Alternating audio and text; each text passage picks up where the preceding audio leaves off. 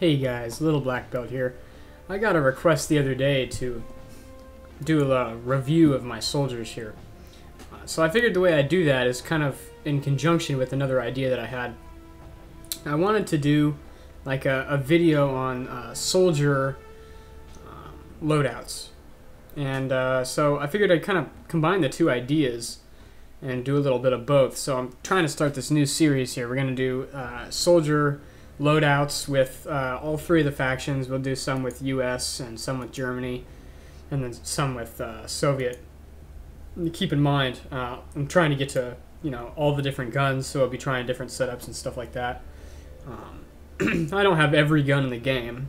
For example, I don't have the Mosin Nagant, so I don't have that one to review for you, but I'm planning on getting it eventually. So yeah, there's some guns that I don't have, but the majority of the weapons in this game I do. And so we're going to start out with the M1 M2. So this loadout is on my main soldier. I've had this soldier. This is my first soldier in the game back when I started. So he's been in for a while, and he's almost to rank 17. But he's changed loadouts over the years that I've played, but this is the one that I use currently. And sometimes I'll take the M1 M2 out and put the Thompson in instead. But also on occasion I'll take the M1 Garand, take the scope off the carbine, and just use it without bullet. Make it a nice CQC weapon, really pretty sweet. But right now I'm going to be doing the M1 M2. So this loadout here is a pretty good setup.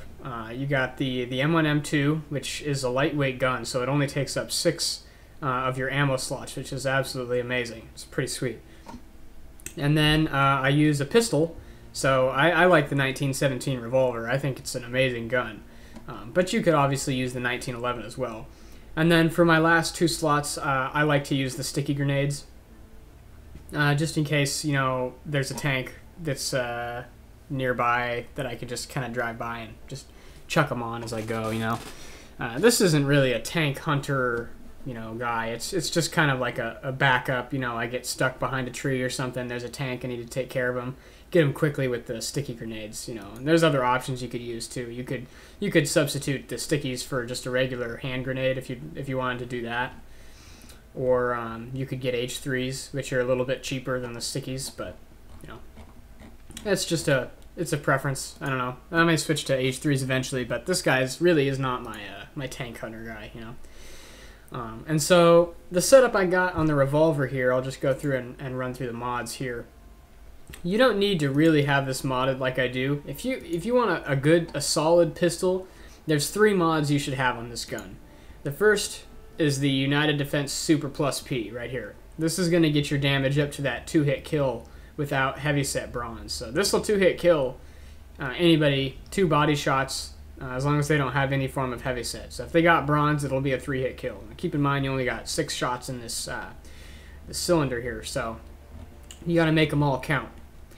And so then the second mod, that would be any of the triggers, but I like the match trigger. That'll help it get it up to its max rate of fire there. And then the next mod would be the light pistol spring. So you could have just those 3 mods, and it would be a perfectly good gun. Then I like to put in the match sights just for that extra, tighten it up a little bit. Yeah, without the match sights, let's see, it's a little wider, so it does tighten it up a bit, but it's not necessary. You don't really need it. And the barrel really isn't necessary either, but I kind of like it. So you get a little bit of extra range on it. So it's kind of nice, but this isn't really a ranged weapon, so that's not something you'd really need. But so those are the mods that I have on the Revolver. And then the M1 M2, there's several different setups you can use for this. You can use it without ammo, but without ammo it's just 25 damage, which means I believe it's a 5-hit kill to heavyset gold. So I like to get a little extra damage with the ammo, even though it does kind of make the bullets spread out a bit. For the sights, I prefer the scope. I really like the scope with the M1 M2, and I've gotten used to it, over the time that I've played with this weapon. But it's not necessary. You don't really need the scope. I just kind of like it. And since it is my primary weapon, I prefer it on this guy. And then my last mod that I typically go with is the field trigger job, just to bump it up from 720 to 900 RPM. So I don't find it really necessary to use the light and spring as well to get it up to that 1028. The 900 is really good and is pretty much outguns most of the other weapons in this game, you know, besides the MG42. So, and then the barrel is essentially useless. I don't recommend, you know, spending 29,000 credits on a barrel. It's just going to drive up your mod prices. This gun is very expensive to repair, so keep that in mind.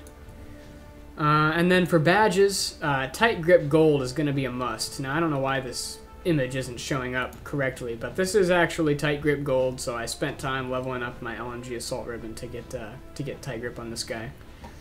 So if you're not running the vet membership, this is going to be the one badge that you want if you run the M1 M2. If you get that second badge, it's really up to you. I like heavy set gold, but you could also run fast reload too. That'd be another good option, or nimble if that's something you like. The second badge is really up to you, but the tight grip is kind of a must.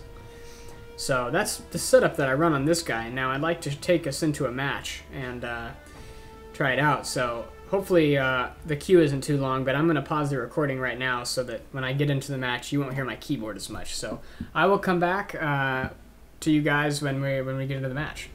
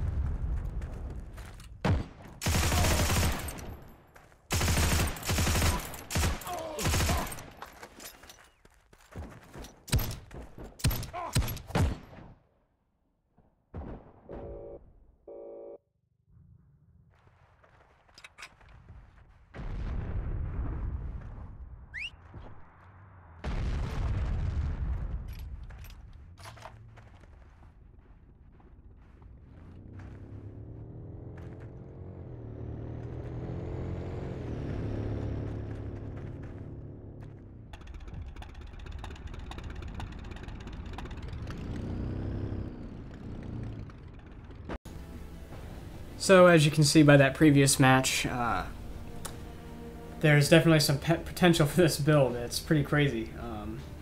But it does come at the downside of the fact that it is really expensive. So I typically tend to not use this guy in battle as much as some of my other guys. You know, there's better options like, for example, the Johnson. You know, it takes up the same amount of equipment points as the M1, M2 with one ammo pouch. And it costs you way less. You know, obviously depends on which modding you use, but, you know, the setup I use for the Johnson costs me barely anything per match, and this one, you know, I hardly make a profit at all using this setup, so. But, you know, it's really, you know, as long as you use this sparingly and this isn't your main guy that you use all the time, you know, you can definitely do pretty well, you know, and judging, you know, by that last match, you can see, I'll show you the results. You know, I lost 13,000 in that match. You know, I was not very conservative with sticky grenades, and I was shooting a lot of the M1, M2. But, you know, if I didn't have Veteran, I definitely wouldn't have made a profit there. So that is something you should probably consider. But, you know, I'm at 56 and 15, so that's pretty decent. And, yeah, I mean, got a whole bunch of stuff, you know, 3 tank kills, shit like that. But, yeah, I mean, it's definitely a really good option, but just keep in mind that it is very expensive, you know, so. But yeah, so this is the loadout. This is my main guy, but, you know, if you wanted to change it up a little, you could add an ammo pouch to the carbine, make it 7, and then just take off the sticky grenades and put like a knife or something, if you still wanted to. Or you could use the same setup and add an ammo pouch here, and then only use 1, or use 0 pouches for the pistol, so you only got, you know, 1 little moon clip of ammo. But yeah, I mean, it's definitely a good setup. So this is the one I use, and again, here's the badges, you know, and the camo that I have on this guy, which really doesn't serve any purpose. But anyway, guys, thanks for watching. This is hopefully the first episode in a larger series, so I hope you guys enjoyed and found it useful. And I think the next one up I'm gonna do is a setup for the M1 Garand, one I was talking about with no ammo. So stay tuned for that. But for right now, guys, I'm going to dip, so I'll catch you later, and I hope to see you in the next one.